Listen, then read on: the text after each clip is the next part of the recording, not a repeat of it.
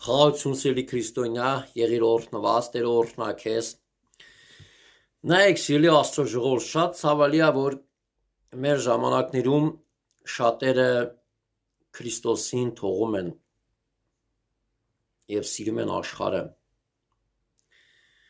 Եվ այդպիսի մի բան տեղի ունեցավ նաեւ Աստվածաշնչում, երբ որ Հիսուսը խոսում էր, երբ որ Հիսուսն ասում էր Հովհաննեսի ավետարանում ատագրված 6-րդ գլխում ասում է ճշմարիտ ասում եմ ձեզ, եթե մարդի որդու մարմինը չուտեք եւ նրա արյունը չխմեք, կյանք չունիք ձեր անձերում։ Իմ մարմինը ուտող, իմ արյունը խմողը հավիտենական կյանք ունի եւ ես յետինորումը կհարուցանեմ նրան։ Ու այսպես շարունակ շատ բաներ է խոսում։ Հետո դրանից հետո ասում է նրա աշակերտներից շատերը հետ գնացին եւ այլևս ման չեկան նրա հետ։ Հիսուսն էլ ասավ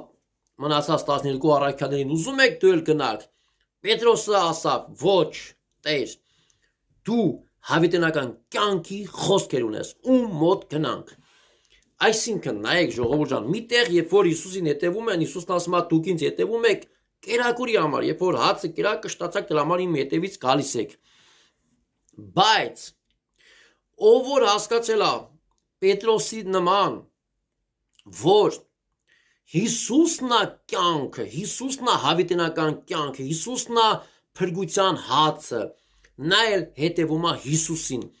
Ինչ էլ լինի, ինչ էլ ունենա, ինչ էլ չունենա, նա հետևում է Հիսուս Քրիստոսին եւ հասկանում է, որ կյանքը ինքն է, հավիտենական կյանքը ինքն է, փրկությունը ինքն է, սրբությունը ինքն է, սերը ինքն է, ճշմարտությունը ինքն է, հոգին ինքն է։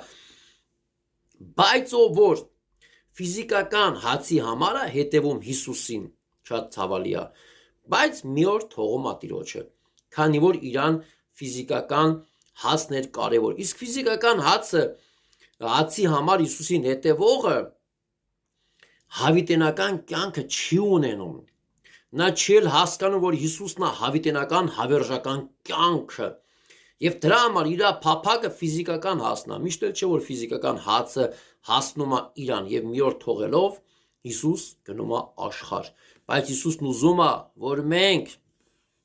իրան անշահախնդիր սիրենք ու հետևենք, որպես հավիտենական կյանքի կենթանի հաց։ Հիսուսն է դա մեզ ուզում, ժողովուրդ ջան, որ մենք Հիսուսին չփոխենք ֆիզիկական հացի հետ, դա ողբ է։ Տերը օրհնա քեզ, եղի օրհնված։ Երբ որ դու հայտնություն առնես, որ կյանքի, հավիտենական կյանքի հացը Հիսուսն է, դու նրան էլ կհետևես։